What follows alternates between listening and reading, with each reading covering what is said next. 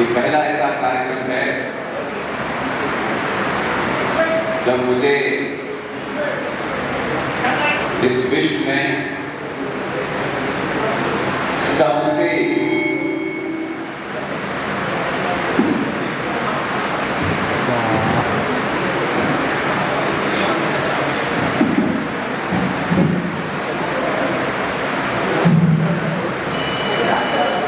Programme में बहुत जगह गया मैं, और 12-13 साल से मैं यही काम कर रहा हूं, लेकिन इस भारत भूमि पर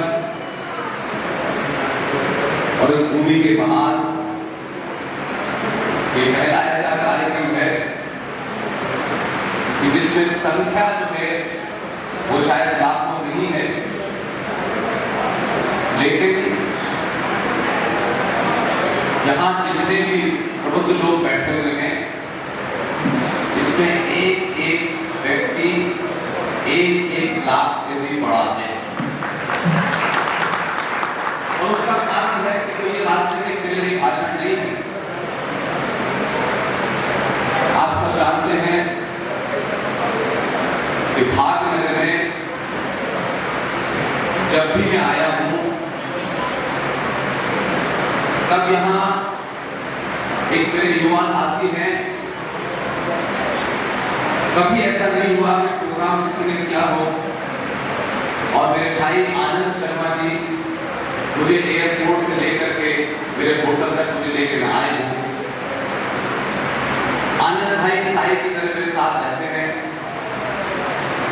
और उनके साथ में उनके बड़े भाई इस शहर के जाने माने डॉक्टर मोहन गुप्ता जी। मैं सोचता हूं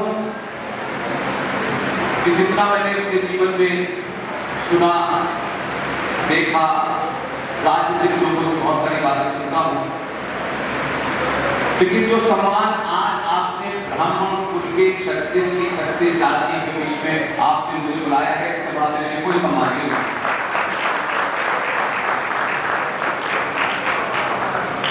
बल्कि मैं इसको कहूं कि हो सकता है कि आप इसे 36 कुल कहते हो, मैं ये मानता हूं कि आप एक ही कुल में लेकिन 36 दिशाओं में काम करते हैं। और ये क्योंकि मैं जहां पैदा हुआ, जहां मेरी परवरिश हुई, वहां मैं ये भी नहीं जानता था कि मेरी जाति क्या है और जातियां क्या होती हैं। मैं हिंदुस्तान के उस शहर में पैदा हुआ जहां इंडिया और पाकिस्तान पैदा हुआ। उसके बाद जब दिल्ली आया तो बहुत सारी बातें सुनता था, जाति के नाम पे लोग एक दूसरे को गालियां देते हैं, एक दूसरे के खिलाफ लड़ते हैं। लेकिन मेरा अपना एक्सपीरियंस ये कहता है कि हमारे यहाँ कोई ब्राह्मण, कोई ठाकुर, कोई दलित, कोई वैश्य मां के पेट से नहीं पैदा हुआ। जातियां हो सकता है लोगों ने कुछ अपने हिसाब से इसकी परिभाषा तय करी है। अगर हम भारत का पूरा इतिहास पढ़ें तो हमारे यहाँ जिसने ज्ञान प्राप्त कर लिया वही ब्राह्मण है। कभी मैंने नहीं लगता कि इतनी जातिगत राजनीति होने के बावजूद भी पूरे देश में जातियों के नाम पे मारकाट होती है, बढ़ते हैं, लेकिन उसके बावजूद भी मैं आज भी मानता हूं कि जिस तरीके की चीजें पैदा की गई हैं उसमें मेरे लिए एक व्यक्ति का नाम बहुत आदर्श है, और उसके 2 रूप देखता हूं। हमारे यहाँ 1857 में कहा गया एक सशस्त्र क्रांति हुई और उसमें बड़े सारे लोगों के नाम लिए जाते हैं। अब ये राजनीतिक परिभाषाओं के स्वार्थों के हिसाब से जब लोग किसी को बड़ा और किसी को छोटा बनाते हैं तो मैं उससे सहमत नहीं होता। वो तत्कालिक तौर पर कुछ लोगों को फायदा पहुंचा सकता है, लेकिन मेरी अपनी स्टडी ये कहती है कि जो जिस समय में था उसने जो भी काम किया, उसने बड़ा काम किया तो उसके आगे क्या सरनेम है ये महत्व नहीं है, उसने वो काम किया है उसकी खुद की तारीफ होनी चाहिए। 1857 की एक घटना है और ये बार बार इससे कहता हूं कि अगर इतिहास को सही परिप्रेक्ष्य में पढ़ाया जाता और उस इतिहास को लिखने वाले जातिगत राजनीति से ग्रस्त न होते, उन कुंठाओं से ग्रस्त न होते, तो जिन कारणों से, जिन समस्याओं से आज हम जूझ रहे हैं वो शायद समस्या पैदा नहीं होती। इसलिए मैंने उस पे पूरी अपनी स्टडी की और उसके बाद में बलिया गया। बलिया सब जानते हैं, उत्तर प्रदेश में एक जगह है जहाँ चंद्रशेखर जी वहां से आते थे और प्रधानमंत्री बने। लेकिन मेरे दिमाग में बलिया जाने के पीछे ये कारण नहीं था, मेरे पीछे जाने के एक दूसरा कारण था, क्योंकि मैंने उस बात को कई बार सुना, लेकिन उसके जब तक मुझे साक्ष्य नहीं मिले तब तक मैंने वो बात नहीं की। बार बार कहा जाता है, कोई 1857 में किसी को श्रेय देता है कि ये क्रांति ऐसे शुरू हुई और वैसे शुरू हुई। 1857 में एक आदमी जो पुलिस में फोर्स में काम करता था, सेना में काम। अब ये तो मैं नहीं कह सकता कि उन्होंने वो रास्ता क्यों चुना था और क्यों वो सेना में गए, लेकिन एक चरित्र की बात है और ये चरित्र जो है वो लीनेज से आता है। ये चरित्र कोई बड़ी बड़ी कारें और मकान खरीदने से चरित्र नहीं बनता है। एक आदमी जिसका नाम इस देश में, इस राष्ट्र ने बुलाने की कोशिश की और बहुत उसके ऊपर ऐसी चीजें डाली गई जिससे कि वो दूर कभी हट न पाए, लेकिन इस 12-13 साल के सफर में सिर्फ एक ही मकसद है, जो है उसको वैसे ही कहा जाना चाहिए। 1857 में एक जनेऊधारी ब्राह्मण जो जनेऊ धारण करे हुए था। अब आज के परिप्रेक्ष्य में देखें तो ऐसा लगता है कि जिस ब्राह्मण ने जनेऊ डाल दिया है उसका काम पूजा पाठ कराना है, आज के परिप्रेक्ष्य में देखें। लेकिन उस वक्त वो शख्स जो जनेऊ डाले हुए था वो फौज में काम कर रहा था। लेकिन जब समय आया, जब उसको अपने कर्तव्य का बोध हुआ कि मैं फौज में हूं, मैं ब्राह्मण हूं, तो उसने पूजा पाठ नहीं की, उसने मंत्रों का उच्चारण नहीं किया। समय की मांग हुई कि एक ब्राह्मण को अपना कर्तव्य कर, तो एक जनेऊधारी ब्राह्मण ने अपने कर्तव्य का उसको बोध हुआ और उसने बंदूक उठाई और अंग्रेज के सीने में 4 गोलियां उतार दी। और इससे पता चलता है, लोग कह सकते हैं कि ये तो कोई छत्री का काम होगा, ये छत्री का काम नहीं था। उस जनेऊधारी ब्राह्मण को बोध हो गया कि समय की मांग है कि इस अंग्रेज की गोली मार देनी चाहिए। उसने गोली मारी और इस देश ने उसको बुला दिया। इसलिए मैं अपना हीरो आज भी मंगल पांडे को मानता हूं। लेकिन मंगल पांडे के साथ एक अन्याय हुआ, उस सब के लिए हम सब लोग जिम्मेदार। इसके इतिहास में जब तोड़ मरोड़ के पेश करेंगे तो सच बात नहीं पता चलेगी। मंगल पांडे के बारे में बहुत सारे तथ्य थे, लेकिन मुझे बाद में पता चला कि मंगल पांडे की जो लिखी भारत के गजट में लिखी हुई है वो गलत। और मैं उनके घर तक गया, उनका जो स्मारक बनाया वहां तक गया, तब मुझे पता चला कि मंगल पांडे की तिथि के साथ उस वक्त के चाटुकार नेताओं ने कैसे वो आदमी पीछे छूट जाए और एक आदमी जिसे वो अपना पिताजी कहते हैं, वो पिताजी पड़े हुए थे। मंगल पांडे 30 जनवरी को पैदा हुए थे, लेकिन 30 जनवरी की डेट इसलिए नहीं रखी गई कि अगर मंगल पांडे 30 जनवरी को पैदा हो जाएगा तो पिताजी की फिर बरसी कौन मनाएगा? जिस दिन से मुझे ये पता चला है, कोई सभा हो, कैसी भी सभा हो, मैं तथ्यों के साथ अपनी बात करूं। और पहली बार कोई ऐसी सभा है परशुराम जी के नाम से बोले थे। परशुराम के मानने वाले, इसलिए मैं बार बार ये कहता हूं कि ये कहना बिल्कुल गलत है कि ब्राह्मणों का काम सिर्फ पूजा पाठ करा। कितना भी लंबा इतिहास बताने अगर आप में सच बोलने की शक्ति है, तो जब जब जो जिस समय में उसको लगा कि ये मेरा कर्तव्य है, उस ब्राह्मण ने बिना कुछ छोड़े वो कर्तव्य कर दिया। अब इसकी मैं रूपरेखा आपके सामने रखूं। इस जातिगत धारणा में अलग अलग प्रपंची कहानियां चलती। ब्राह्मण पे आप आरोप लगा सकते हैं अपना दिल कुछ करने के लिए, कुछ लोगों को सेटिस्फैक्शन मिलती होगी, मुझे उसमें कोई आप गाली दे सकते हैं, ये सबसे आसान चीज है किसी को गाली दे। लेकिन मैं आज भी मानता हूं कि अगर परशुराम जी को सही परिवेश में रखा होगा तो इस किसी की बात करने वाले लोगों को मुंह बंद होगा। जिस ब्राह्मण में लगातार आरोप लगता है कि ब्राह्मण सिर्फ अपने ही लोगों को, अपनी ही जाति को, अपने ही लोगों को प्रमोट करता है, वो ठाकुर विरोधी है, वो बनिया विरोधी है, वो दलित विरोधी है, कह सकते हैं आप।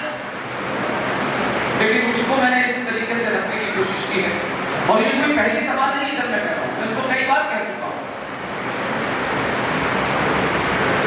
जिस ब्राह्मण पे आप आरोप लगाते हैं ब्राह्मणवाद का, तो हम उस परिप्रेक्ष्य को देखेंगे भगवान रावण ज्ञानी, महाज्ञानी, वो ब्राह्मण थे, इसमें कोई दो राय नहीं। लेकिन रावण से उस समय की सीमाओं का उल्लंघन करते हुए एक अनैतिक कार्य हो गया। यानी रावण ब्राह्मण है, लेकिन उनसे एक अनैतिक कार्य हो गया, उस समय की सीमाओं का उल्लंघन किया और उन्हें मान्यताओं को तोड़ दिया और किसी की पत्नी का अपहरण किया। लेकिन इस कहानी को इस तरीके से देखें तो उस रावण को भगवान राम ने उनका वध किया। इतनी जातिगत राजनीति होने के बावजूद भी आज भी कोई ये नहीं कह सकता कि भगवान राम उस समय के हिसाब से क्षत्रिय थे। उन्होंने जब रावण का वध किया तो कोई ये नहीं कहता है आज भी 2024 में कि राम ने ब्राह्मण का वध किया था, बल्कि कहते हैं रावण का वध किया था, क्योंकि रावण की जो प्रवृत्ति थी उसको माना था, यानी ब्राह्मण को माना। और हम आज के दौर में जब लौट के आते हैं तो एक मंदिर है, साधारण सा मंदिर पूरे देश में मिलेगा, हम मंदिरों में पंडित जी बैठे होंगे, वो ब्राह्मणी होते हैं ज्यादातर। लेकिन उस कंट्रडिक्शन को समझिए, अगर जातिगत वाले एंगल से देखेंगे तो हर ब्राह्मण के मन में ये पीड़ा होनी चाहिए थी, अगर उस एंगल को, उस चश्मे से देखें। लेकिन उसको चश्मे से नहीं देखता। जो मंदिर में पुजारी है, ब्राह्मण है, मंत्रों के साथ पूजा कराता है, लेकिन उस ब्राह्मण का कलेजा देखिए। अगर वो ब्राह्मणवादी, जातिवादी आज के दौर में भी होगा, वो ब्राह्मण उस क्षत्रिय की पूजा पूरे मन से करता है जिसने रावण का वध किया। उसके मन में ये भाव नहीं आता कि इस क्षत्रिय भगवान राम ने एक ब्राह्मण का वध किया था, लिहाजा इसकी पूजा मैं नहीं करूंगा। उस राम की पूजा कराता है जिसने एक रावण रूपी उसके अंदर जो प्रवृत्ति थी उसका वध किया। और आज भी आरोप नहीं लगता है कि राम ने ब्राह्मण का, और वो पूजा उसी करने के साथ करा। और तीसरा कंट्रडिक्शन देखिए जो जातिगत देता है, वो ब्राह्मण तो मंदिर में पूजा करा। अगर वो ब्राह्मणवादी होता, उसके अंदर एक विचार होते, तो उसके उस कंट्रडिक्शन को समझिए, जो दूसरा कंट्रडिक्शन उसने उसको कभी अपने ऊपर हावी नहीं होने दिया कि वो जो मंदिर में पूजा कराता है, छोटा मंदिर हो, बड़ा मंदिर हो, देश के बड़े बड़े मंदिरों में बैठा हो, उसके मन में ये बात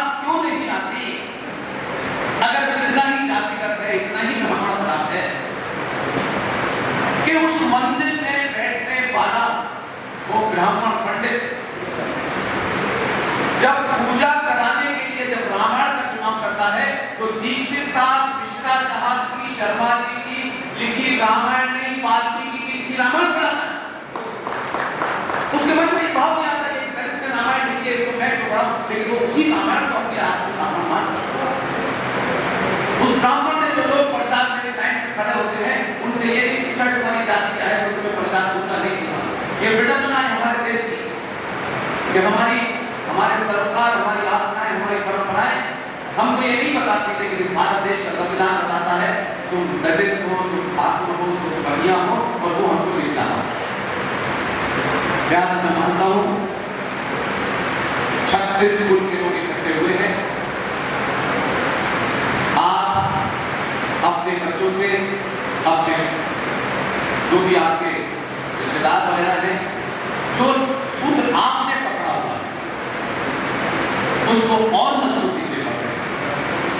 और बार बार मैंने हर मीटिंग में कहा है जिनको अपना परिवार का भरण पोषण करना है, व्यवस्था स्थापित करनी है, वो भगवान राम की पूजा करें और जिन्हें देश चलाना है वो परशुराम की पूजा करें।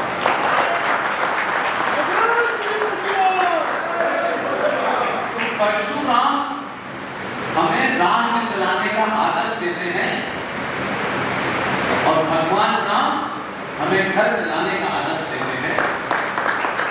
इसलिए ये कहना किसी को पूजा करता है, मैंने इसलिए आपको कहा मंगल पांडे को जब लगा कि ये पूजा का समय नहीं है तो उन्होंने अपने जनेऊ के बारे में सोचा नहीं और उठा के गोली मार दी। और इसी तरीके से परशुराम को जब समय लगा तो उन्होंने शत्रु का वध कर और इतने सालों के बावजूद भी हमको किसी को नहीं पता। ये कहानी हमने अपनी नानी दादी से सुनी है कि आज भी एक ब्राह्मण जो रावण था, अपने कृत्य के कारण रावण आज भी 2024 में चौराहे पे जलाया जाता है और परशुराम अपने कृत्य के कारण 2024 में आज भी पूजे जाते हैं। इससे मुझे तो इस बात का गर्व और सुख है। जब मैंने यही मंच शुरू किया तो मैं शायद जातियों के बारे में उतना कभी कॉन्शियस नहीं था। तब भी मुझे लगता है कि जब प्रकृति को उस अदृश्य शक्ति को हाथ से कोई काम कराना होता है तो वो सिर्फ आपको ही नहीं चुनता, आपकी यात्रा कैसे आसान हो जाए, कैसे आपको उस काम में वो योगदान कर सके, कहाँ ये भारत कहाँ अलीगढ़ में पैदा होने वाला है, साधारण से बर्बाद कर था, फिर दिल्ली। और इस यात्रा में जो यहाँ पूरी टीम है उसमें अनिल कुमार वाजपेयी जैसे बुजुर्ग जो कुछ नहीं सिर्फ पीछे बैठे होते हैं और वहीं से उनको कोई बात लगेगी बस वो चुपचाप होते और उसको करते हैं। और एक युवा साथी आनंद शर्मा जी, डॉक्टर मोहन गुप्ता जी, ये तमाम सारे लोग अपने अपने कर्तव्य का निर्वहन कर रहे हैं और इन सबकी कोशिश होती है। इन्होंने मुझसे मेरी जाति नहीं पूछी और शायद मैंने कहा मैं ऐसी जगह पैदा हुआ जहां मुझे जाति की कॉन्शियसनेस नहीं थी मेरे। कुछ पत्रकारिता की कर मैंने बहुत कुछ जातिवादी चीजें देखी होगी, लेकिन वो मेरे ऊपर इतनी कभी हावी नहीं हुई कि वो मुझसे मेरे जाति को लेकर के चिंता करते। कहीं इन्होंने मुझसे जाति मुझे यहाँ उतरता हूँ तो चिंता नहीं होती। मैं बनारस में उतरता हूँ तो जो वो पंडित जी जो देश के प्रधानमंत्री की पूजा कराते हैं उनको पता चल जाए कि मैं आया हूँ और बाबा की नगरी में मौजूद हूँ और पूजा करके आया हूँ, सब कुछ छोड़ करके मुझे गेट से लेकर के अंदर जाते हैं और जैसे कोई उनका बच्चा आ जाता है ऐसे करके वो पूरी पूजा पंडों कराते हैं। ये सम्मान प्रधानमंत्री का मुझे मिलता है। मैं कभी कभी सोचता हूँ कि इनके मन में कोई ऐसी बात नहीं और कितने विधि विधान से कराते हैं। आप जानते हैं मैंने तो 5-10 साल तक अज़ान नमाज पढ़ी हुई है कुछ जगह, लेकिन ये ऐसे ही नहीं होगा। इस समय अलग अलग जगह अलग अलग लोगों ने अपना काम तय कर दिया है और वो पूरी तन्मयता के साथ कर रहे हैं। लिहाजा मैं आपसे कोई और थोड़ी बात नहीं करना चाहता, सिर्फ एक ही बात कहना चाहता हूँ, आप ही से आनंद है और आप ही से अंत। इसलिए ये ध्यान रखिए कि आपकी भूमिका बहुत है। आपको बहुत बड़े स्तर पे खड़ा होगा। सत्ताएं आएंगी जाएंगी, सत्ता में कौन बैठा है नहीं बैठा है ये महत्वपूर्ण नहीं, लेकिन एक ही सत्ता है जो परमानेंट है और वो सत्ता राष्ट्र को चलाती है और राष्ट्र का ज्ञान मंदिर से मिलता है, संसद से नहीं मिलता। इसलिए ये छोटी छोटी चीजों में फर्क है। और ब्राह्मण के बारे में एक और बात है, जब भी अम्बेडकर की बात होती है, बहुत सारे अम्बेडकरवादी जो वैसे ही अपने आप में गुमराह है, सिर्फ नाम लगाने से कोई कुछ नहीं होता। इसलिए मैंने कहा कर्तव्य क्या है आपका, ड्यूटी क्या है आपकी, आप करते क्या नहीं वो तय करेगा कि आप ब्राह्मण है ठाकुर करिए। अम्बेडकर की पत्नी कौन थी? क्या उनके लोगों ने नहीं सोचा होगा कि हमारी ब्राह्मण बेटी किसको दे रहे? लेकिन जब उनका सिलेक्शन हुआ और तय हुआ कि इनकी शादी किससे कराएं, तो ब्राह्मणों ने अम्बेडकर में उनके ज्ञान को देखा और कहा इस ज्ञानी से इसकी शादी होनी चाहिए। ये चिंता नहीं, तो ज्ञान की बात थी कि वो अम्बेडकर उनका नाम लेकिन ज्ञानी थे। और मैं उनको आज 2014 में भी से लेकर के उनके बारे में कितनी बातें ले चुका हूँ, क्योंकि मेरा कोई पॉलिटिकल बैकग्राउंड नहीं है, इसलिए मैं छोटी सी बात आपके सामने रखता हूँ जो शायद नहीं बताई। इससे बहुत सारी ऐसी चीजें छुपा दी जाती है जिससे आपकी आने वाली नस्लें गुमराह होती है, और ऐसी ऐसी चीजें बताई जाती है जिसका कोई अस्तित्व नहीं। जब भारत का संविधान पूरा बन गया, पूरा तैयार हो गया, ऑलमोस्ट 26 नवंबर 1950 को फाइनल हुआ, लेकिन 4 दिन पहले तक किसी को अंदाजा नहीं था कि B.R. अम्बेडकर जो ड्राफ्टिंग कमेटी के चेयरमैन थे और डॉक्टर राजेंद्र प्रसाद जो संविधान सभा के अध्यक्ष थे, इसलिए हमारे बूढ़े हमारे बुजुर्ग बहुत से ऐसे काम करके गए, लेकिन हम सब लोग थोड़ा आपके स्तर से नीचे चले गए। कुछ लालच में बढ़ गए, कोई 2 रुपए किलो चावल में बिक रहा है, कोई 2 महीने की बिजली में बिक रहा है, तो ऐसा लगने लगा कि सनातनी जिन्होंने पूरे ब्रह्मांड को सब कुछ दिया हो, जो पहली उत्पत्ति हो, उनको लोग छोटे छोटे दलाल उनको खरीदने की कोशिश की। अम्बेडकर जी और डॉक्टर राजेंद्र प्रसाद ने उस संविधान को पढ़ा तो कितनी बारीक बात पकड़ी अम्बेडकर। जहां उनके ज्ञान की बात है, उनका नाम लोग आज नीले रंग का कपड़ा लगा करके तमाम गालियां दे रहे हैं, उसकी कोई चिंता नहीं। अम्बेडकर ने डॉक्टर राजेंद्र प्रसाद से कहा कि भारत के संविधान में जो पहला प्रश्न है, उस पहले प्रश्न की जो पहली लाइन है, इंडिया दैट इज भारत। अब अगर देखिए उस विकट परिस्थिति में जब बहुत सारे लोग अपने अपने एजेंडे चला रहे थे, कैसे कुछ लोग होते हैं जो अपना एजेंडा लागू करके जाते हैं और आने वाली 1000 साल तक उन नस्लों के अंदर वो भाव पैदा करते हैं कि हमारे बुजुर्ग हमारे पूर्वज मूर्ख नहीं थे, अपना एजेंडा कानून से चला के गए, उनकी जाति नहीं आया, नॉट इंटरेस्टेड इन दैट। और जब उन्होंने वो लाइन पकड़ी इंडिया दैट इज भारत, तो उसमें डॉक्टर राजेंद्र प्रसाद ने कहा कि ये संविधान तो बन गया है, इस संविधान तो इंडिया का है, इसमें भारत कहां है? क्योंकि आज भी मैं ये मानता हूं, मेरी स्टडी ये मानती है, हमारे साथ ही अश्विनी उपाध्याय की जो कोर्ट कचहरी में कॉन्स्टिट्यूशन के बारे में कई सवाल तय कर रहे हैं, आज भी उस संविधान के अंदर बहुत सारी बुरी चीजें लेकिन लोगों को पता नहीं। और जब उन्होंने कहा कि इसमें भारत नहीं है, तो अम्बेडकर जी ने कहा कि क्या हम अनादिकाल से जो व्यवस्था चली आ रही है, हमारे पूर्वजों ने कैसे राज किया, उस समय फंडामेंटल राइट्स क्या थे, मौलिक अधिकार क्या थे, इस स्टेट का सेंटर से कैसा रिलेशन था, हम इनको चित्रों के माध्यम से इस संविधान में स्थापित कर सकते हैं। तो संविधान तो बन चुका था डिबेट होने के बाद। तो दोनों लोगों ने मनगणना की और बंगाल के शांति निकेतन में एक बहुत बड़े आर्टिस्ट थे जो फूल वाले चचा की बेटी को पढ़ा चुके थे, और उनको कहा कि साहब उनको बात करें, उनका नाम था बोस, मदनलाल बोस। अब उनसे बात की और कहा कि संविधान की कॉपी ले लीजिए, समय कम है और इसमें जहां जहां चित्रों के माध्यम से हम भारत को स्थापित कर सकते हैं कर दीजिए। और ये बात थोड़ा बहुत कर दी गई और उसके बाद वो उन्होंने उस पर काम करना शुरू किया और समय कम था, लेकिन समय कम होने के बावजूद भी कितना बड़ा काम हुआ। इसलिए मैं ये बात इसलिए कहना चाहता हूँ कि आज जो भारतीय समाज खासतौर से भारतीय हिंदू समाज, सनातनी समाज जो जड़ों से कटा है, उसको काटने की कोई अनजान कोशिश नहीं हुई, बल्कि बड़ी डेलिब्रेट तरीके से उसको काटा, वो मैं समझाने की कोशिश। तो वो चित्र बने और चित्र बन के दिल्ली आते और उसमें एक बच्चा, जिसको आज के समय में बच्चा ही कह सकते हैं, एक 22 साल का लड़का जिसने उस संविधान के 12 चित्र बनाए, वो जबलपुर के रहने वाले, 2007 में उनकी मृत्यु हुई, उनके परिवार से मिला, सब कुछ रिकॉर्डिंग है कि मैं उनकी भाषा आपके सामने बोलूं, वो अभी दुनिया में नहीं। जब सब कुछ तैयार हो गया तो वो चित्र सेलेक्ट हुए और कोई 22 चित्र संविधान के अंदर डाले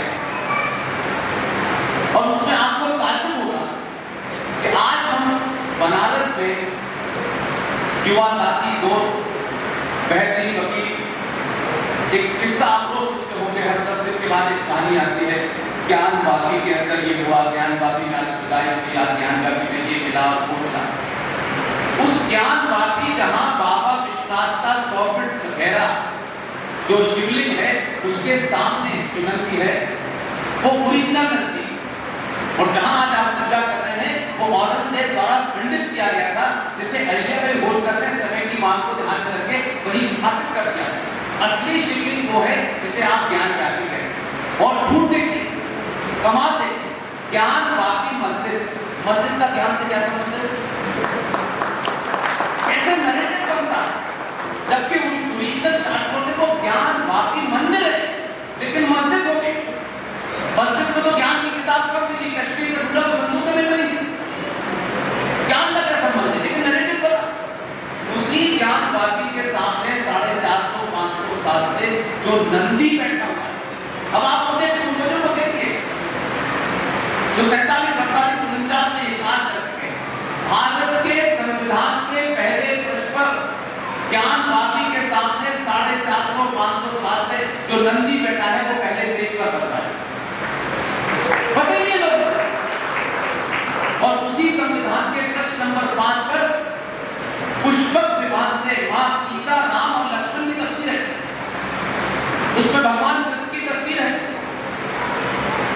उसमें सुभाष की तस्वीर है, उसमें शिवाजी की तस्वीर है, उसमें जैन दर्शन है, उसमें बौद्ध दर्शन है। अब उन तस्वीरों को कैसे गाइड किया? तो आजकल सुना है मैंने, आलू से सोना बनाने वालों के वंशज वो कह रहे हैं कि हमको संविधान बदलने के लिए हिंदूवादी लोग, लेकिन जो बात करें पब्लिकली, पार्टी अपनी जगह, लेकिन एकदम 24 कैरेट का सच बोलना चाहिए सामने वाला, इतना भी गहरा खुदाई करके लाए उसको आपकी काट नहीं मिलनी चाहिए, तब तो बात ऐसे माने जाने की नहीं कहना। भारत का संविधान 1950 से लेकर के इस 55 साल के एक पार्टी के राज में 125 बार बदल लिया गया, लेकिन इसकी चर्चा नहीं हो रही। अभी तो संविधान बदला नहीं क्या है, लेकिन डर क्या है जो मैं आपको बताना चाहता हूं, जिसके कारण ये संविधान बदलने की बात शुरू हुई। इस डर को समझिए, इस डर के पीछे जो सच्चाई है बता। एक आदमी जिसका ना लोगों को जाति का पता है, और मैं समझता हूं कि राजा की जाति नहीं पता करती है, राजा के कार्य को तय करना चाहिए कि कार्य अच्छा है या बुरा। राजा की जाति ढूंढेंगे तो फिर आपके मन मस्तिष्क के अंदर सवाल यही खड़े होंगे। तो हर तरीके के राजा हमारे देश में आए। 2014 का जो प्रवर्तन हुआ, मैं कल भी किसी सभा में था नांदेड़ में, उससे पहले मैं टोली में था, लगातार सभा में, सच बोलने से सनातनी हिंदू डर है, उसको इतना डरा दिया है कि वो सच नहीं बोल पाता, उसको दफा नुकसान लगता है, डर लगता है कि कोई ये मार देगा। मैं मानता हूं सच को इतनी ताकत से बोलो कि मारने वाले गड्ढे में दबा।